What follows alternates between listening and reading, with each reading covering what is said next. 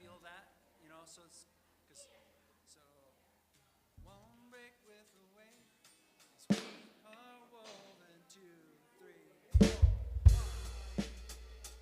Yep. Okay. 5 minutes? Yep.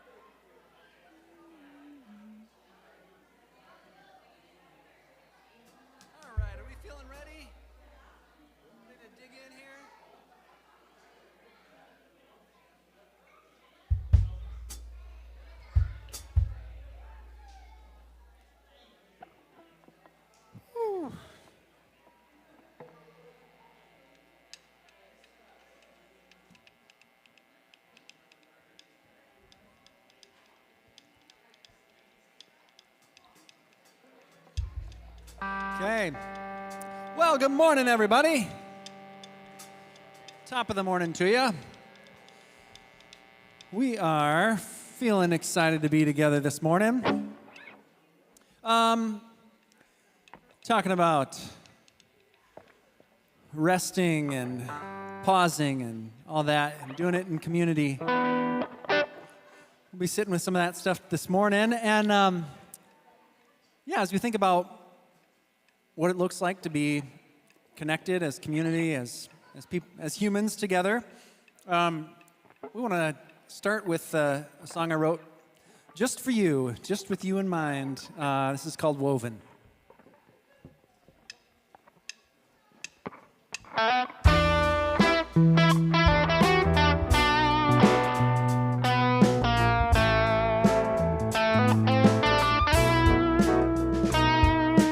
Moonshine, maybe it's utopian, maybe it's never gonna be.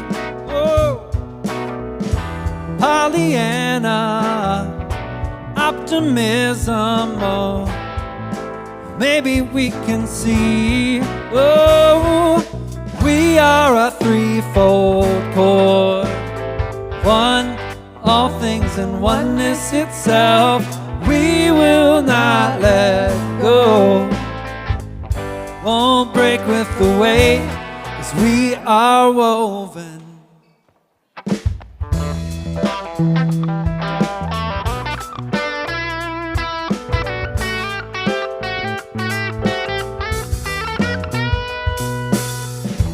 Independent, solitary, or maybe we just don't know where to start.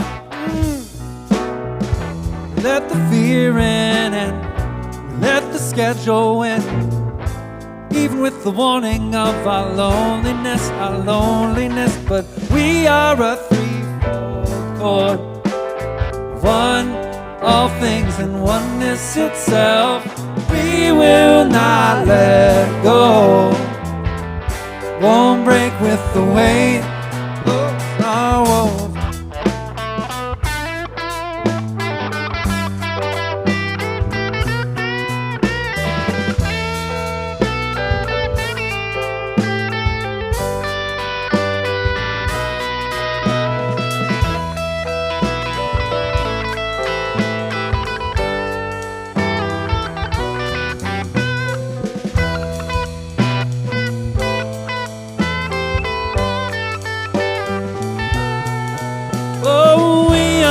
Threefold chord, one, all things and oneness itself.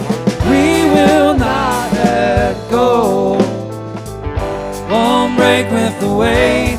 Oh, we are a threefold chord, one, all things and oneness itself. We will not let go, won't break with the weight, 'cause we are woven.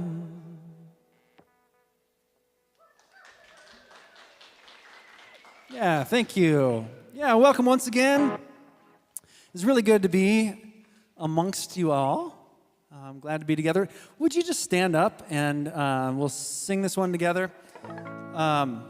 Speaking of being in community with other humans and needing one another, I always kind of laugh a little bit. I call it an unfortunate metaphor, but it sort of works. This is a song by local songwriter Jeremy Messersmith called Tourniquet. Because we all need a little help stopping the bleeding sometimes. All right.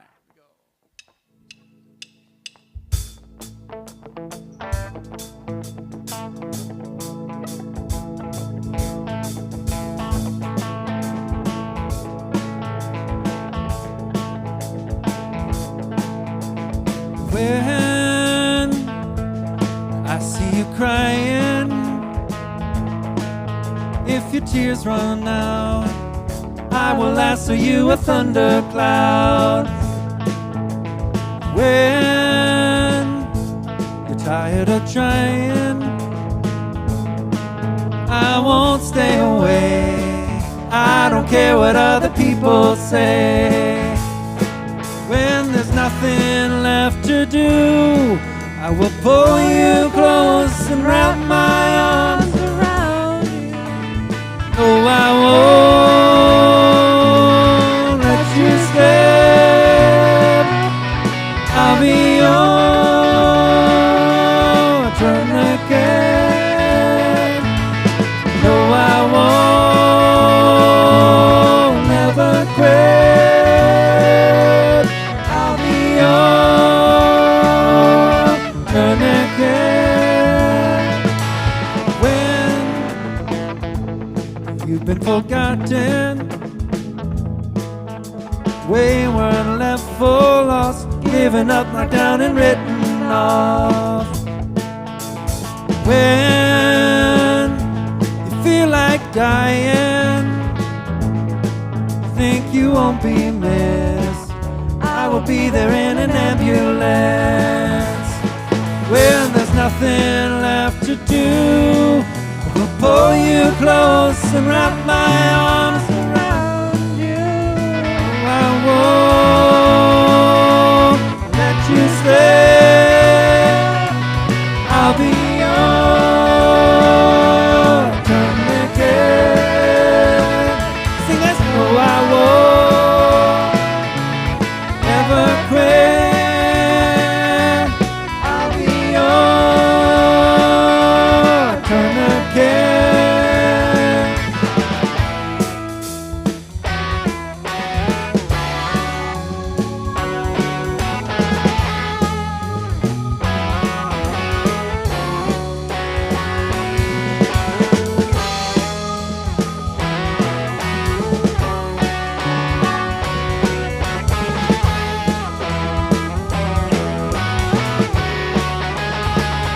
Sing it out. No, I won't let you slip. I'll be your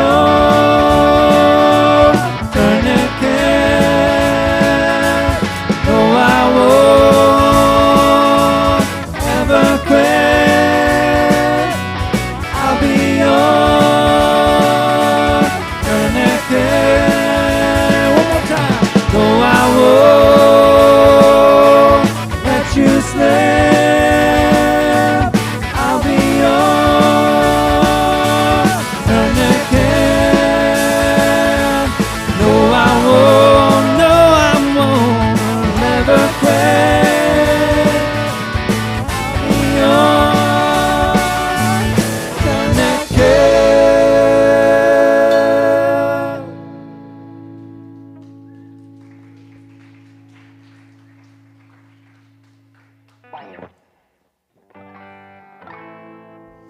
Well, yeah, take a breath, take a little breath. Hopefully, I hope that this morning you don't have that, perhaps that dramatic a need for the community that surrounds you here. But I know that for me, I have had many a Sunday morning among you where I have needed that. I have needed people nearby that can hold my hard and heavy stuff, and have countless times felt that. And so whatever it is that you need, I hope that you get that today. If it's a little lift, a little rest, or someone carrying some of the heavy with you. Take a couple more deep breaths. Maybe wonder at what those needs might be. Know that you're allowed to have them. I know that the inside voices tell me I'm not allowed to have those needs, those feelings sometimes, and it's just not true. And this is another song that I wrote, and it's called "You," because I really wanted that notion to kind of come through, to ring true for each of us, to feel like we're not alone. And so when you do that in community, when you're holding that stuff together, sometimes it feels like you get to rest and lean on somebody else, and sometimes it feels like maybe you gotta carry a little bit. And I think when we're all doing some of that, hopefully it ends up feeling just right for what we need together. But the chorus of this, I would love for you to at least sing it along in your heart as we get to it. It just goes like this. You are not alone. We're not giving up on you.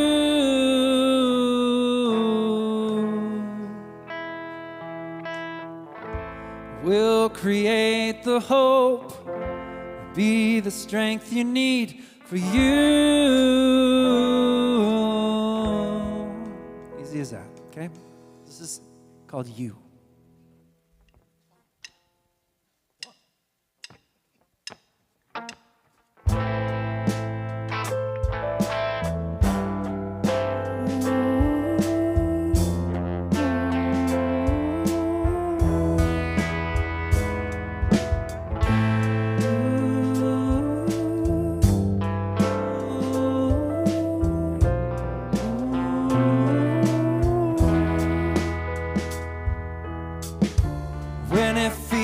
Like a dark night of the soul, when it feels like you may not make it through, when the cost is more than you can pay, and to simply stay is all that you can do.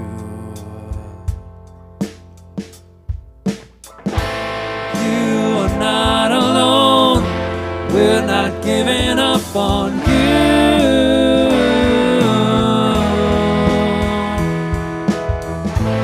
We'll create the hope, be the strength you need for you.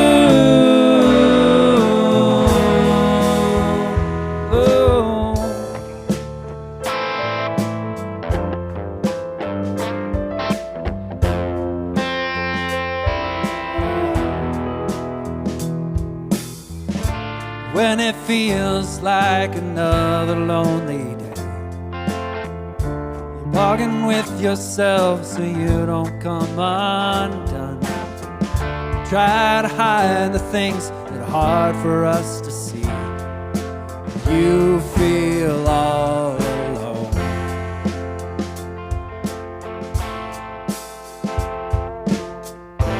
You are not alone. We're not giving up on you.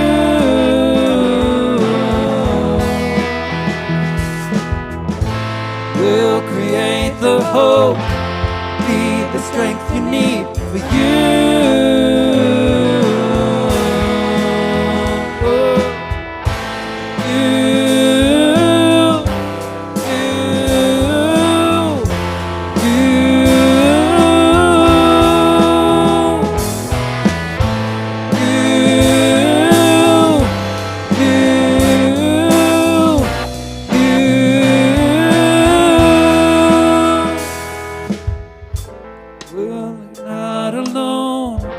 We're not giving up on you.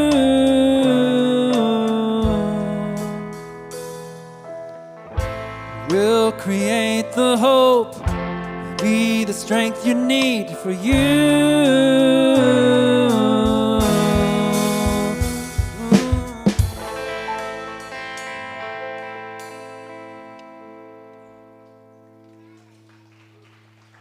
Yeah, thank you. Go ahead and have a seat, please.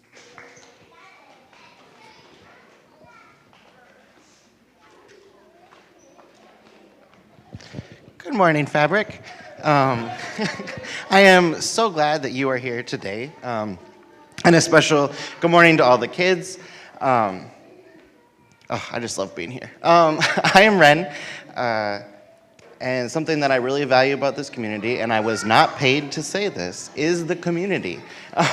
The way that we show up for each other, that I know exactly who my people are I can call, and it's a short list of Fabric people who I have been able to build a really strong connection with, and who I know have my back, and who I know I have theirs.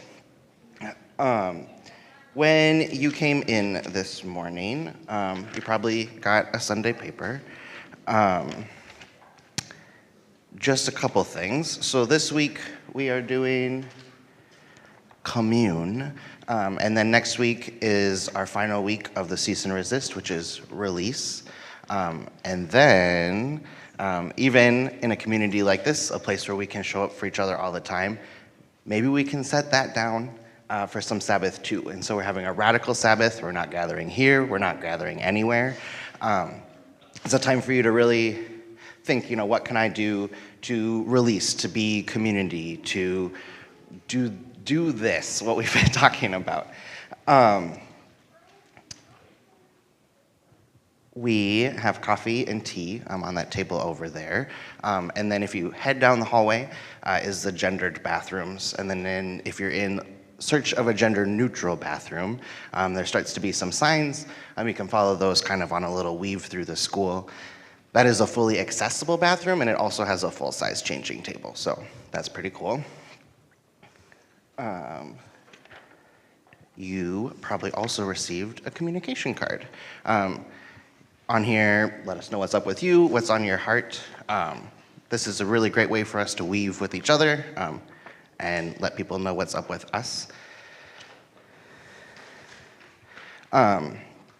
So we have been spending all this time talking about the possibilities of what it means to cease and resist. And I've kind of been wondering, what would my neighbors think about this whole idea?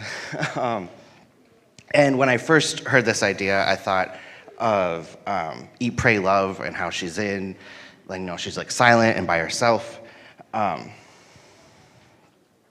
But maybe if you're an introvert, that might be good for you. I don't know for how long. But I think as we start to consider what does community look like, I think it would be, we might all get some help if we turned to our friend, Nowak, to help us learn about the world of community with our Fab TV reporter. Good morning, Fabric. I wanted to share with you a picture of some of my closest buddies. Aren't we cute? Did you know that a group of sloths is called a snuggle? I mean, who doesn't need someone to snuggle up close to and lean on? Frankie on the left there is the best at gathering seed pods for our lunch when I need to take a rest. Not that I need to do that too often. That brings me to our definition of the word commune, which can best be described as living and sharing the rhythm of our work and rest. The rhythm of rest. Don't you think that sounds pretty delightful? While I do some of that resting, why don't you check in with our field reporter Naomi as she spends some time talking with a jazz musician? Phoebe. Hey ho, Naomi here reporting for Fab TV. I'm here in downtown Minneapolis at the beautiful A Mill Artist Lofts on the banks of the Mississippi River. I am here to speak with professional musician Greg Byers. Hello, Greg. Can you tell us a little bit about yourself and what you play? Absolutely. It's very nice to meet you, Naomi. I am a performer, a composer, an educator, and a producer of music. I've been playing cello since I was 2.5 years old, and I do a lot of other musical things now, including playing guitar, I sing, I play violin, and I also play the upright bass, and I have that here with me today. Cool. Do you have a favorite style of music? Well, there's a lot of great music out in the world, and I'm influenced by a lot of different musical cultures and genres, but I would have to say my favorite genre is jazz. I love jazz music. Do you always play solo, or do you also play with other musicians? That's a good question. I can perform in both contexts. One of my favorite things about jazz is being able to interact with other musicians and have a musical conversation. That's a little more difficult to do when you're performing by yourself. So I really enjoy making music with other musicians, but I'm also very capable performing in a solo setting. Interesting. That leads me to another question. What does it mean when musicians jam together? A jam is usually an informal setting where musicians gather and create music together. I think of a jam usually not having written music, so people aren't reading music. Instead, they're playing music that they're familiar with, or they're using their ears and listening to what's happening around them, and then creating and adding to the music that way. And then in the jazz lineage, a jazz jam is normally something where jazz musicians get together and they perform a standard, which is a typical song that you would play in the jazz idiom. And so with the jazz standards, there are melodies and there are chords and harmony, but there's also a lot of freedom for each musician to express themselves inside the umbrella of that song. Whoa, that sounds hard. How do you know what to play and when to play? Well, that's a great question. A big part of it is that every musician understands their role in the ensemble. So as a bassist, I'm usually in the background and I act as the foundation of the music so that everyone else can build their music on top of what I'm playing. So then maybe if you had a saxophone player or a trumpet player, they might be more in the foreground performing the melody, and that would be the focus of what the audience hears. Now that might change because other people can take solos, other people can accompany. So what we do is we use nonverbal communication to cue each other as to where we want the music to go and who we want to be featured at each time. Can you say more about that communication? Sure. So nonverbal communication is anytime I'm telling a bandmate or an ensemble member something, not using words. So sometimes I can just look at somebody, right? Or I might use my dynamics and the amount of notes I'm playing and how I'm playing to cue that something's changing in the music.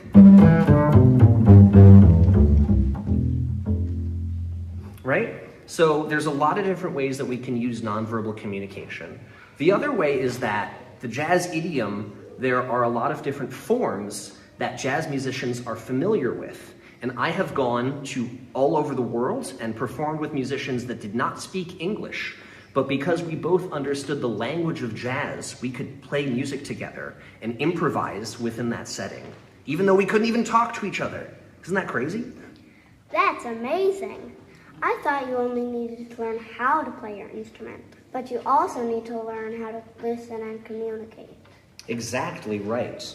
In music, everyone has to listen and talk at the same time. That would be really difficult for our interview if you were asking questions and I was answering them at the very same time. So with music, we really have to train that skill to be speaking with our instruments, but also aware of what's happening around us. Would you mind playing this a little as we take it back to the studio?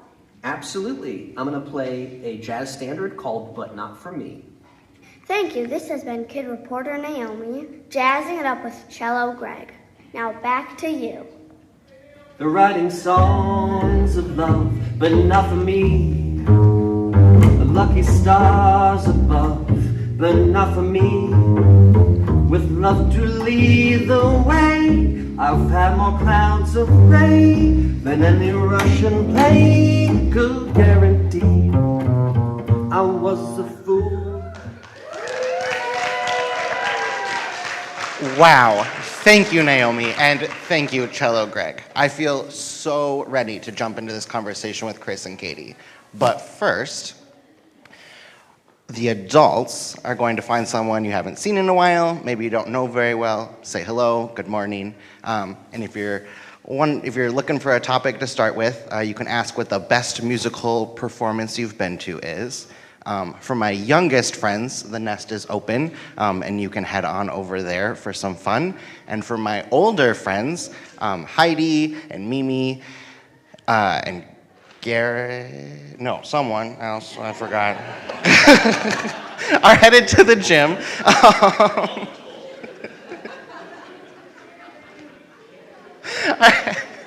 Jared are headed to the gym to work on something to help us bring the end of the gathering back together. So say hi.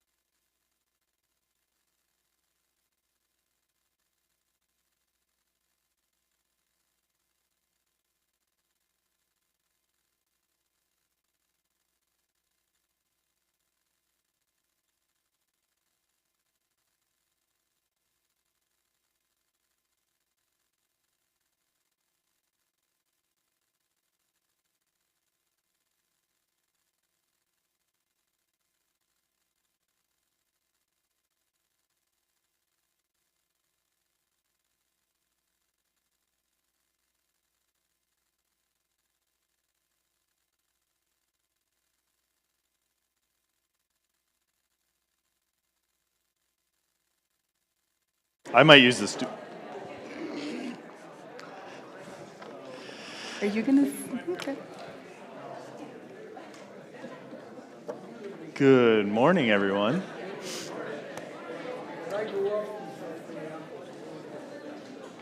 I'm glad my mic still works. My children were climbing all over me and kept knocking it off. Wonderful to have everybody here this morning. My name's Chris, and I get the pleasure and honor of hanging out with you. So I really appreciate that.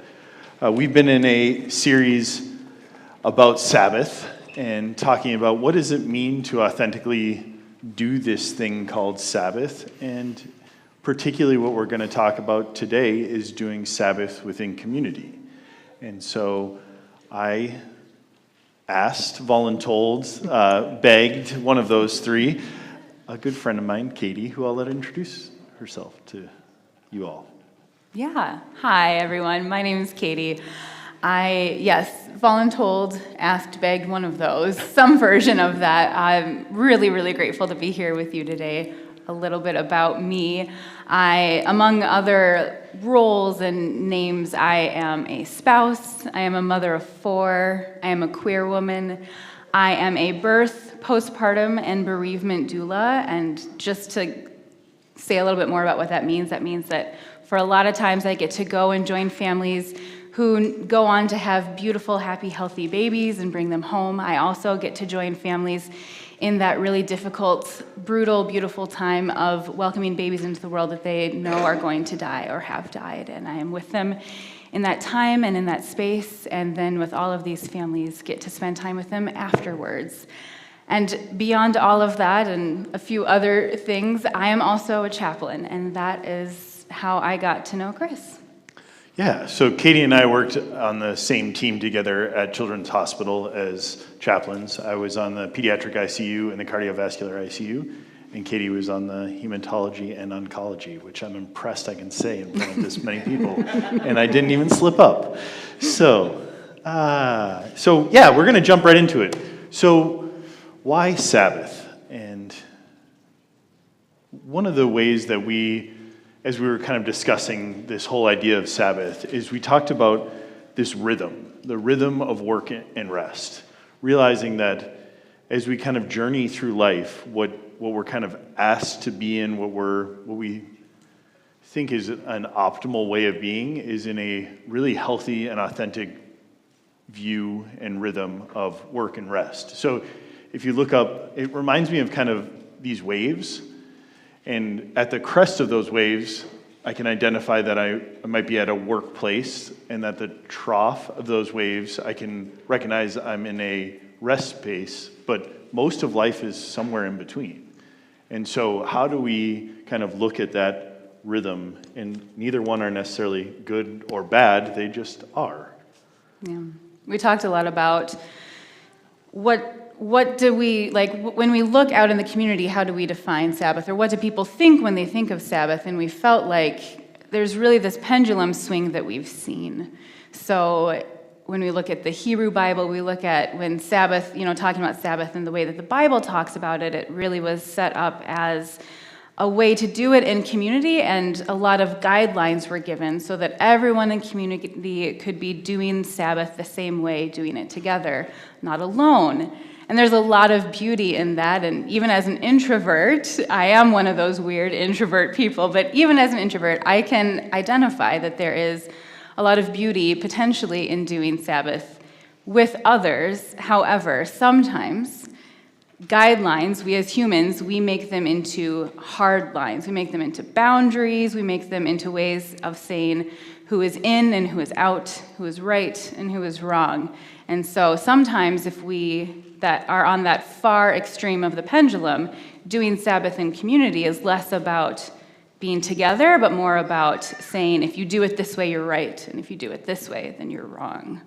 And kind of what we noticed is that then the pendulum kind of swung as a society, as a culture, to being that you could only do Sabbath by yourself. Like Sabbath is me in a forest by myself meditating and with no one else around. And quietly. I'm really good at quiet, so why is everybody laughing? And as maybe an extrovert, that sounded like hell to me and sounded really unappealing. And so we started to discuss and think about, what does this look like to do this in community without the rules, but with each other, and how do we make this kind of work out? Yeah. And we talked about how knowing that the aspect of like why Sabbath, why doing it in community, there's this piece of knowing that the work is continuous, that there are some things in life that need to go on, that need to continue, but that we can't do it constantly. So whether that is watching your children, or maybe you have a particular role in your life where that work is ongoing, maybe there's justice work in the world that's really important to you, and it feels like that work is continuous. We never want to set it down, and yet we can't constantly be in a state of work, just like we can't constantly and aren't meant to constantly be in a state of rest. Yeah, and so when we're in that constant state of work, when I'm in that constant state of work, I can almost feel like I'm God. And so I feel like I can control everything. I feel like everything is resting on my shoulders. I feel like I need to be that savior. And so if you have a Sunday paper, this is one of your fill-ins, and we invite you to just write notes and kind of jot things down as you go. But what Sabbath does is it reminds us that we don't have to be God, that we get to be created and not the creator. We get to be a part of it and not all of it. No matter what that work is, no matter how justified that work is, if we do it all of the time, we are starting to create an idol out of ourselves, or setting these extremely high standards that I will never live up to, which doesn't feel healthy. It doesn't feel human. It doesn't feel appealing at all. Yeah. And yet we all kind of fall into that. Yeah. And I think one thing that I found as we were talking about this, and the beauty of we are not God, is also recognizing that even reflected in the divine is this sense of rhythm. If you remember the creation story from Genesis, we see that God worked for 6 days and then rested. So I truly believe that we are meant to live in these rhythms of life. We have day and night, we have seasons. There are so many ways in which we are created to be not in one thing or the other, but to be in flow, to be in rhythm. And so we really felt like Sabbath is this, not just one or the other, but this rhythm of work and rest. So, I mean, it's good for like this divine thing, but I mean, I need to work all of the time. Right? Sure. Yeah, because you're better than God, obviously. And so why do this in community? And one of the things that we talked about is this word is sometimes hard depending on how you grew up or what community you grew up in. I know for me it's a hard word, but it provides accountability. And I loved your kind of framework of what accountability, kind of how you saw that. Yeah, so to me, I think that an important piece of accountability is that you can be both held accountable and also just held. So with accountability, it's not that you are held to someone else's standards or expectations, that you have to do it my way, you have to do it the way that I define it, but that you get to be known, you get to be held, as in held space for just being, as well as held accountable with that person, recognizing how you want to be held accountable, how you want your goals and values and how you want to live towards those, rather than being told you have to do it my way only. And I think I love that, and it feels so much more freeing than holding people accountable to how I see how I'm going to do this. And it also doesn't allow us to opt out. Right. Like, to live in community is to hold each other accountable to this rhythm, and the rhythm for Katie, not for Chris in Katie's life, but for Katie as her own being and person that gets to live this rhythm. And how awesome is that when done well? And we're going to talk a little bit of how we have kind of created that. Yeah. And the other part of this is that it frees us from comparison. And so while talking to people about Sabbath, I had the kind of 3 observations. 1 is most people agree it's a good thing. 2 is it's great for others. Like, you really should rest more. That sounds great. And the third is the big but. But my life doesn't allow me to rest because I have too much stuff in my pack that I can't let this down. You don't understand. I have a newborn at home. I can't rest. Have you seen what my work is? I'm a teacher. I can't do this rest thing. I have little kids at home. I'm a student. There's always homework to do when you're a student. I can never rest, right? Does that start to sound a little familiar to some of us? Like, it's really good for you, but not really for me. And I think when we are sitting in that space, we start to just really compare ourselves to others of, well, they should be working more or resting more, or that my work is a lot more important to your work. And I won't say that to you out loud, but the way I live life kind of implies that. So, yeah. Yeah, we talked about how that comparison, that's like what we don't want. We hope to move away from comparison. And really, when we are operating under this comparison of comparing you're better than me or you're worse than me or that, either or, then we're making up stories in our heads. We're having these assumptions. And perhaps there is a little bit of a story that we have about how I maybe fell into that trap of doing comparison and of making assumptions. And this just tells you a little bit about the dynamic between Chris and I, because before we worked together, I knew of Chris from the chaplaincy spiritual care world. I had heard about him, and I had this story in my head of Chris as the golden boy. He was the perfect chaplain that everyone loved and everyone wanted and everyone to talk to, and I was like, I don't want to work with this guy. Are you kidding me? He's going to be terrible to work with. He's going to be so full of himself, and I didn't say that to him until maybe week 2, but I thought it in my head. I had all of these assumptions, and if we never did what we actually did, was communicate and form this relationship, then I would have really worked for a long time under this unfair assumption of who Chris was that was unfair to him and also unfair to myself. So, you can just refer to me as the golden boy from now on, and I'm fine I with do.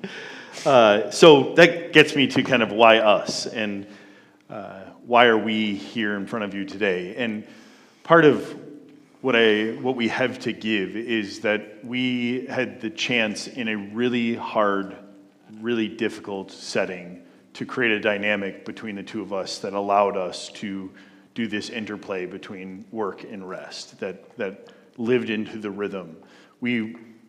For a living, we walked with families as their child was in an incredibly devastating state. Whether they survived or a decent amount of them died, we had to be alongside of them. We got to be alongside of it. And we talk a lot as chaplains. One of the HEMONC nurses actually gave this to me, but that they're tragically beautiful spaces, that they're both incredibly devastating, and there's an incredible amount of beauty that shows up in those spaces that we get to be a part of. And yet what we realized is that we can't do this constantly. And so we leaned on each other. Yeah. So again, to kind of help illustrate why we thought, why we're up here today, I want to tell a little bit of a story of illustrating how our dynamic ended up working, how we got to a place where we could do this rhythm of rest and work together. So I remember that there was a day when I had a really tough day. Any day that you are with a family when their child is dying is hard. This was a day when I happened to be with 2 different families whose children were dying or died on that day. So it was a tough one. And thankfully, I knew that I could tell Chris that. We were pretty good about sharing with each other what our days looked like. So we were nearing the end of the day, and another thing came through. It was another call to our department, and it was my responsibility that day to take calls that came through to the department. And so I was like, okay, here we go. And Chris, we were in the office together, and Chris said, I can take this if you want. And I was like, no, I'm fine. No, I got it. And he's like, Katie, I know you've had a rough day. I can take this if you want. And I was like, no, I can do it. You took one for me last week. And he was like, Katie, this is not a zero-sum game. We're not keeping a tally of who is doing more or less. I trust you to tell me what you need. I trust you that if you are saying, yes, you can do it, then go for it. But I also trust you to tell me that, yes, I need a break. Yes, I could set my pack down and know that Chris would pick it up.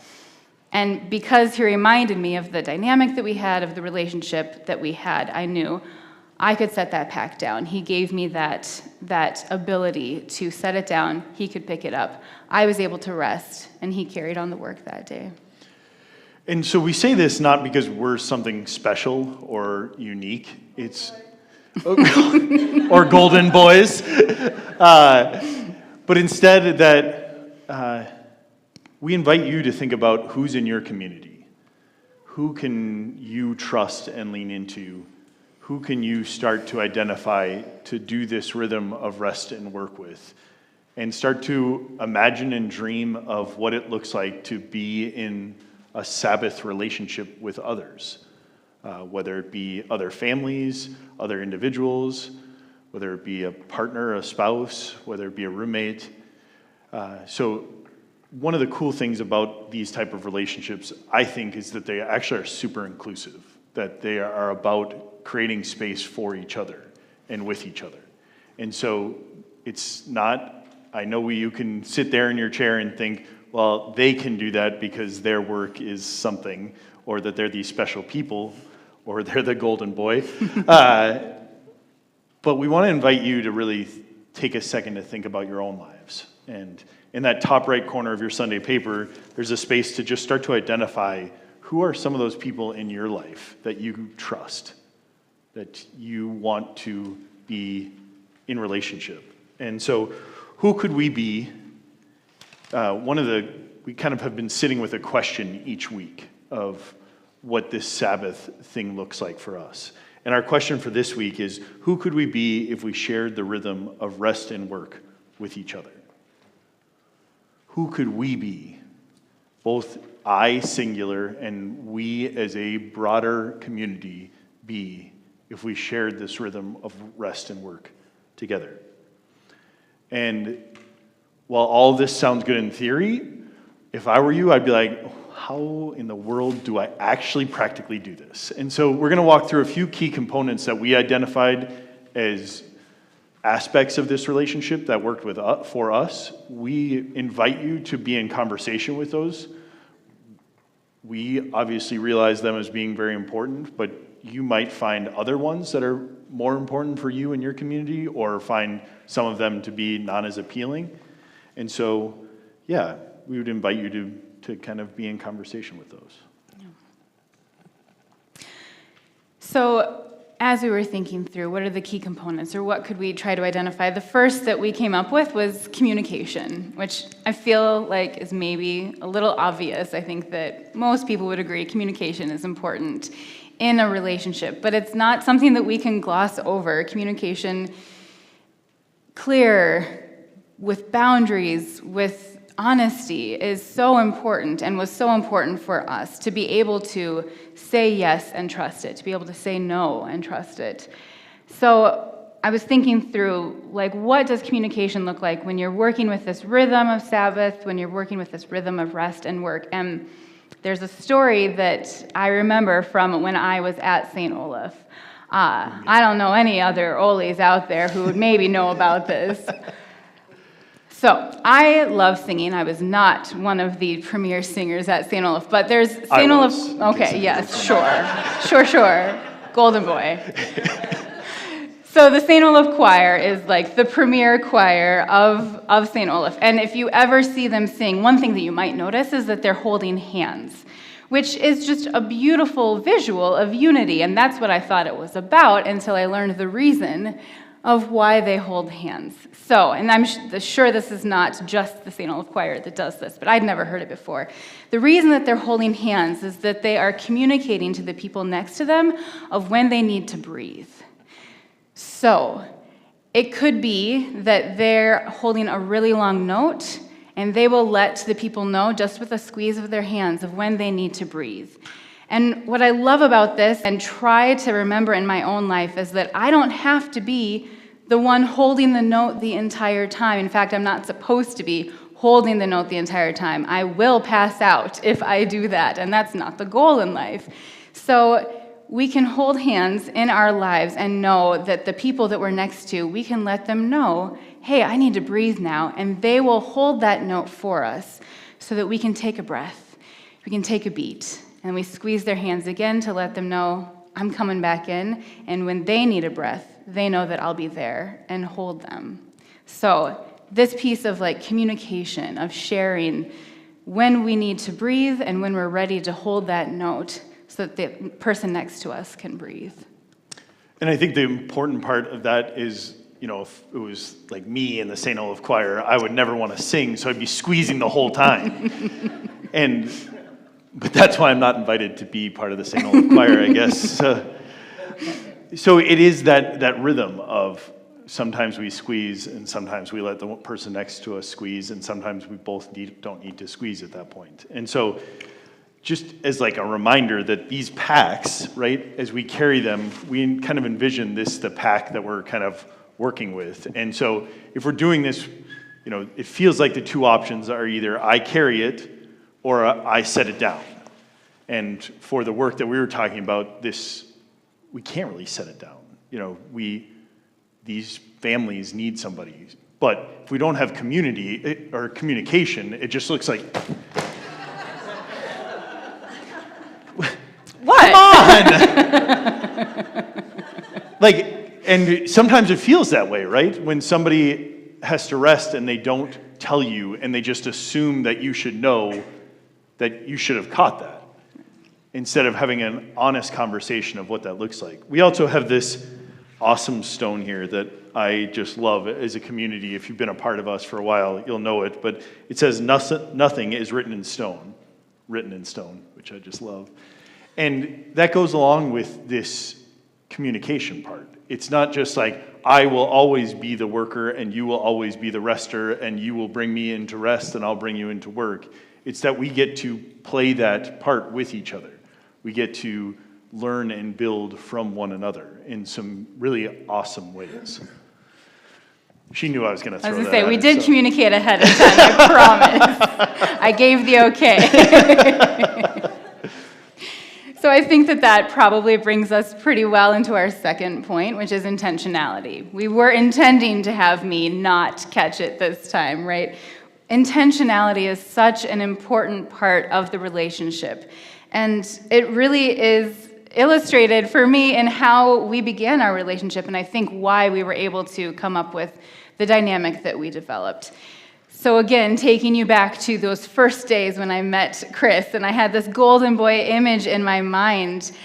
Chris came to me, I think on day one, we were sharing an office, and he sat down and he said, listen, this is who I am. These are the privileges that I know that I bring into the room. I know that I am a white guy. I know that I'm big and loud. I don't want to be using those privileges in an unhealthy way. I want to be lifting people up. I don't want to be talking over you. I don't want to be talking over others. And he really just was so intentional about, hey, I want to create a relationship where hopefully you can feel that you trust me enough to tell me when I need to sit down and be quiet and let someone else speak, when I need to rest, when I need to do whatever it is. And he really took that golden boy image away from me so quickly because of his intention that he brought into the relationship. That because he laid out what his hopes were for our relationship as colleagues, that I was able to set aside my assumptions of who he was and learn to trust him through that communication and through his intention in our relationship. And then I could show up with my own intentions and values and hopes for our relationship. And trust me, I stumbled through that conversation horribly. And so it's not about doing this perfectly or having the exact right words. It's truly about that intention of wanting to be vulnerable and with others. And one phrase that Jenny, my wife, has taught me and has really reintroduced quite a bit into my vocabulary is clear is kind. Clarity is kindness. And we, as Midwesterners at times, can find that clarity is blunt or unhelpful, and yet when you're leaning into these type of relationships, the only way you can do it is through a clarity and a clear kind of headed-mindedness. And we also wanted to recognize that, like, so many of our relationships, I want to assume that the other person is a mind reader. Why don't they know that I need this? Why don't they care for me in this way? Why don't I know that they need this? And when we're living with those assumptions, we can sometimes stumble into these cool relationships and relationships of trust, but oftentimes they'll fumble and can get really kind of unhelpful. Yeah. So our hope then is that with communication and with intentionality, if you add those together, then you create trust.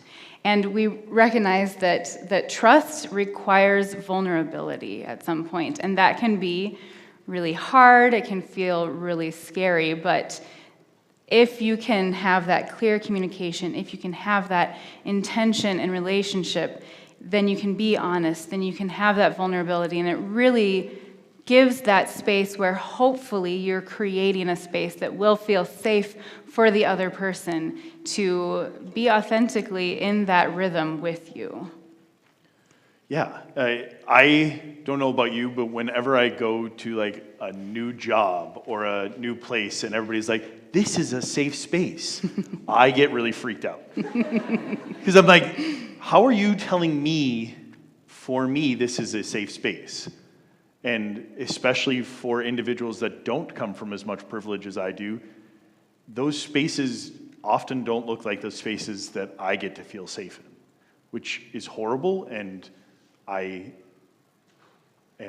mourn that fact and grieve that fact, and it's a reality. And so what we want to talk about, what we're kind of leaning more into here, is naming that safe space for myself.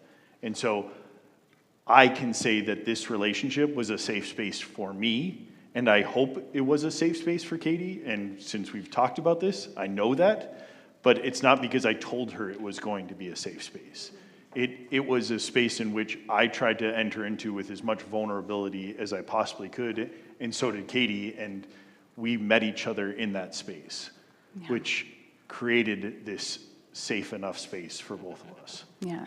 And so we recognize that it requires mutuality, because if I'm going into trying to create this type of relationship dynamic, and I'm trying to create a safe space for someone else, but they aren't doing that for me, then that can set me up to be in a space that is not safe for me or them. It requires this mutual dedication to the dynamic, which, if you have that communication, you can be honest about your intentions of what the hope is for the dynamic. But if you're not communicating that, then you run the risk of not meeting each other with that mutuality in the relationship.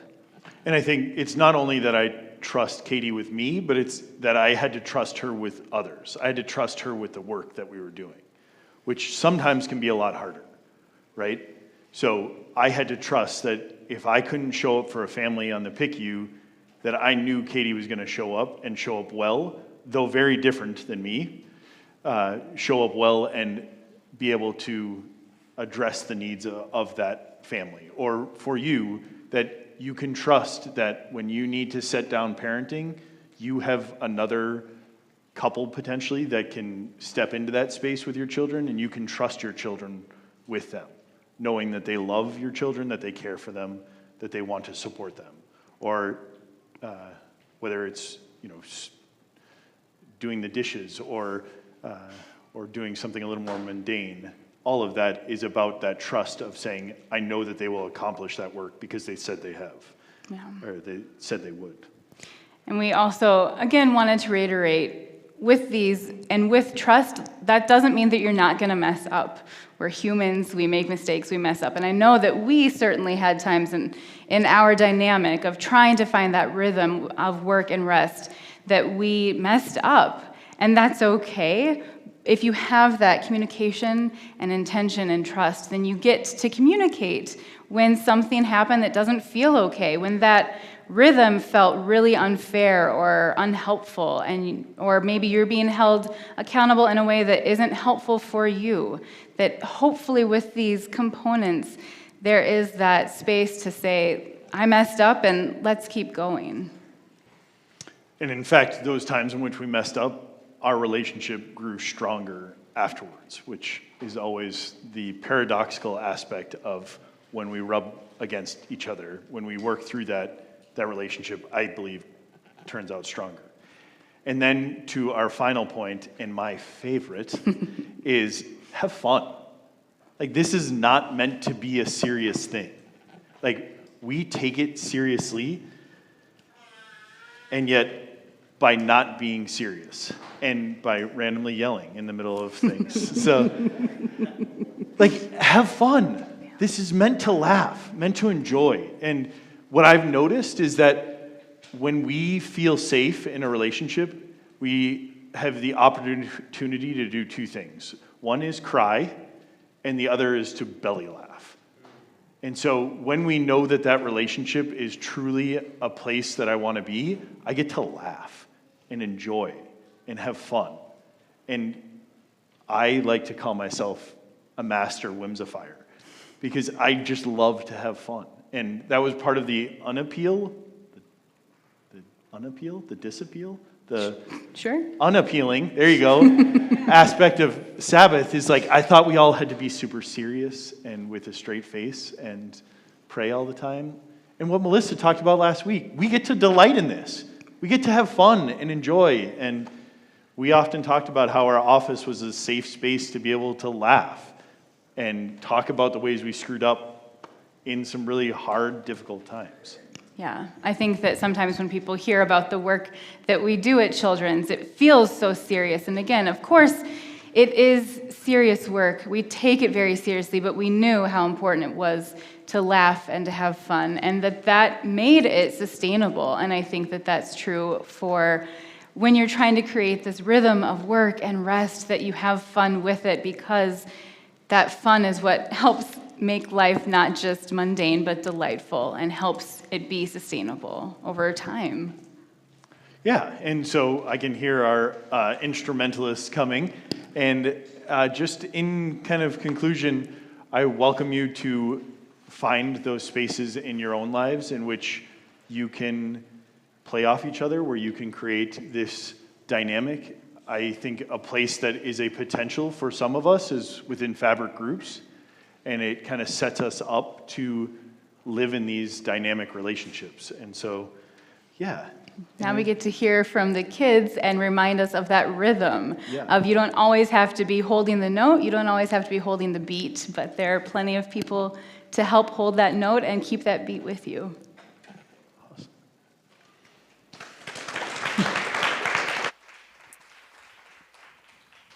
All right.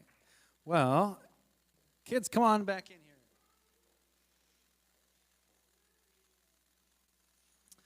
So the kids have created some instruments. And so kids, we're going to need your help here on this song.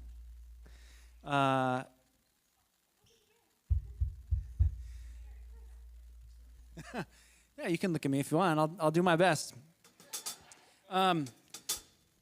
Grown-ups, we need you too. You don't get out of this. Our kids are not, well, as you can see with their backs to you, they're not performing, okay, for you. They're leading. So join them in some of this. This is just a goofy little song that we're going to do called I Can Play on the Beat. And so I'm going to give you guys some instructions, okay? And we're gonna try to do this a few different ways. So you guys have things that you can kind of shake or tap or maybe even sort of scratch or strum or blow. Nice. I see a lot of variety of instruments there. That's excellent. So when we say we can play on the beat, that kind of means like, well, we have Jamie playing drums, so you're going to hear a lot of this from his snare drum that goes slap like that. And so when you're playing on the beat, a lot of times you're going to hear like a pop, pop, pop, pop. Can you try this? Just join with me. Play your instrument just how you can. Pop. Yep, or toot, toot, toot.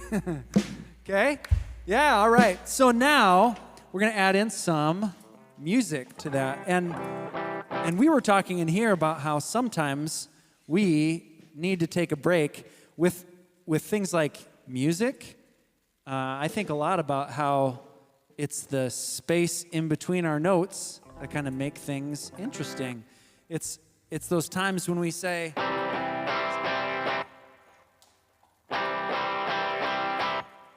something and then we pause that makes that stand out a little bit more, right? So we'll do this together once. We'll kind of get a feel for it.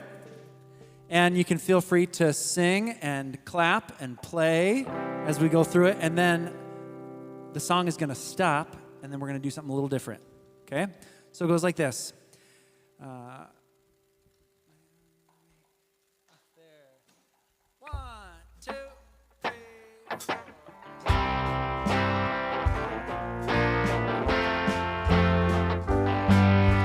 Play on the beat, play on the beat. I can play, play, play all day. I can play on the beat, I can play, play, play, play, play. Here's the second part. I can play up high, I can play down low. I can play to the left now, don't you know? I can play up high, I can play down low. I can play and then I stop.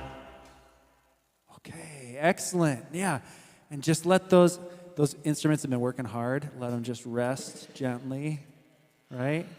We don't need to tighten it. We just need to let them rest, okay? Good, nice work. Okay, now next, I want to take that same thing and see if you can do a challenge of going extra fast. We're going to do fast. Okay, so 1, 2, 3. I can play on the beat, play on the beat. I can play, play, play all day. I can play all beat on the beat. I can play, play, play, play, play. I can play up high, I can play down low. I can play to the left now, don't you know? I can play up high, I can play down low. I can play and then I stop. And now, even harder, play it slowly. So 1, 2, ready. I can play on the beat. Play on the beat. I can play, play, play all day. I can play on the beat. On the beat. I can play, play, play. Sounds like Noach, our sloth, right? Play up high, I can play down low. I can play to the left now, don't you know? I can play up high, I can play down low. I can play and then I stop. Now, try this. If you guys are in the middle, if you're on this side of the table, that's one group, and this side is another. If you guys are up there in the aisles. Okay, so what I want you to do, this is really, really hard. This group, I want you to start us, and you'll do that whole first section. Okay, and then when we're doing, I can play up high. Ugh, you don't get to do that. Just pause. See if you can wait. Be patient through that whole thing. No playing up high, no playing down low, no playing to the left. Ugh. Hard, right? But then, this side, we're gonna do that, okay? Here we go. 1, 2, 3. I can play on the beat, play on the beat. I can play all day. Play on the beat, just this side on the beat. I can play. Now this side, play up high. I can play down low. I can play to the left. Now don't you know? I can play up high. I can play down low. I can play and then I stop.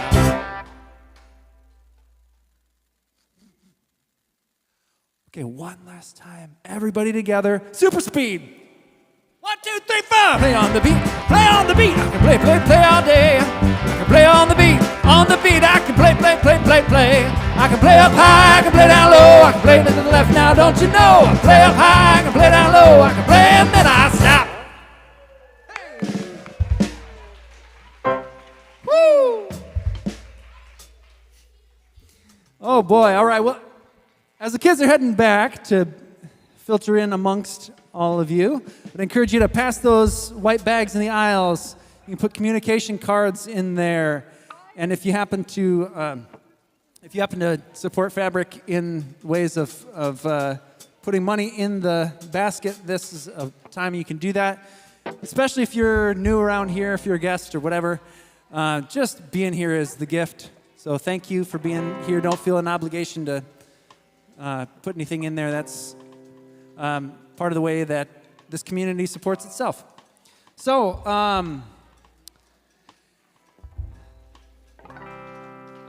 we've got one more song, but hey, Ian, do you wanna send us now, or should we just go ahead and do a song? All right, song it is. So everybody, if you would stand up. This one is by Oak. Oh dear. What was it? Hematology and oncology and I don't know. Anyway, this is by a rootsy kind of band with crow in their name, and it's called "We're All in This Together."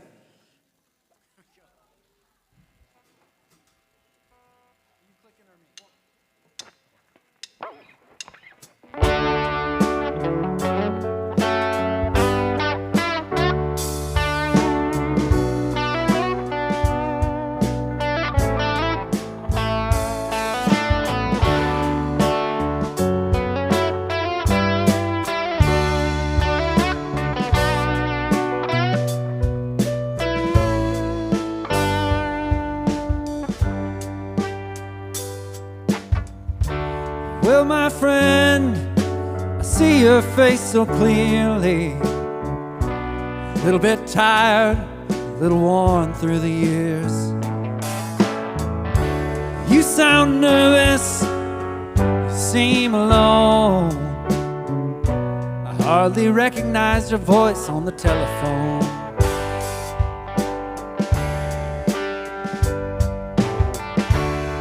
In between, I remember just before we wound up broken down,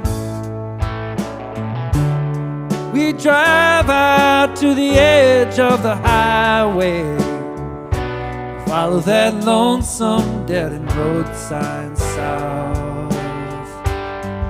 Sing this out. We're all in this thing together, walking the line between faith and fear. Life don't last forever. When you cry, I taste the salt in your tears.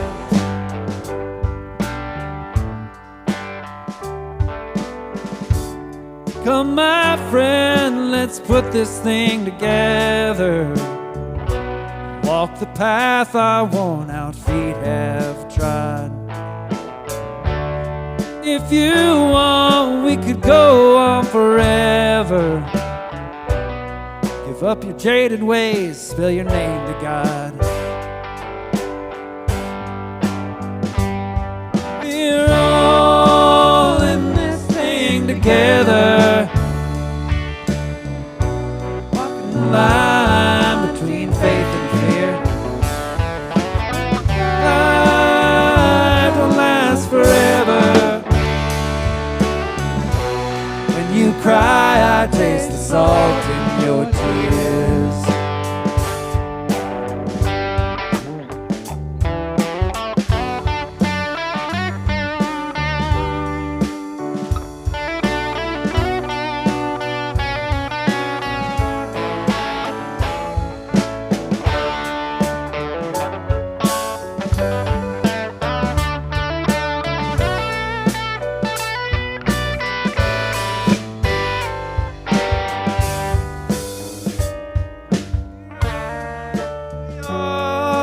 A picture in the mirror, fancy shoes to grace our feet. All there is a slow road to freedom, heaven above and the devil beneath. We're all in this thing together, walking the line between faith and fear. This life don't last forever.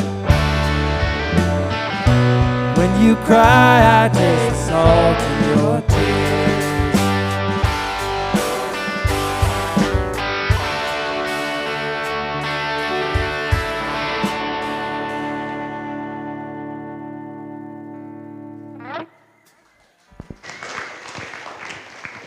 Well, a big thank you again to the band. Thank you to the kids for teaching us a little bit about rhythms of rest and activation. And a special thank you once again to Katie and to the Golden Boy Chris for their leadership today. And thank you for being here, for being Fabric. As we depart, I would invite you to consider, who is it that you jotted down on the top right of your Sunday paper? Who might be somebody that you, even this week, could invite into this kind of Sabbathy rest and activation rhythm relationship? Give it a little thought. Maybe take a step toward it. We'd love to hear how that goes for you, knowing that people are a whole heck of a lot less people-y without other people. And then just as a reminder before we go to that next week we're back for our week on releasing, and then on the 23rd, so 2 weeks from today, we'll be doing some Radical Sabbath and inviting you to be Fabric in whatever way feels right and good. Maybe you start thinking about that now, but we won't be gathering here. Next week is our last time for the summer in this space. Next week is our last time at Field until the fall, because on June 30th, we are headed to Minnehaha Falls. Yeah! And it's going to be sunshiny and 71 and a nice cool breeze every Sunday for the whole summer, and it's going to be great. So with that false promise, go out into the world and weave good fabric. It's so good to be together. Thanks for being here.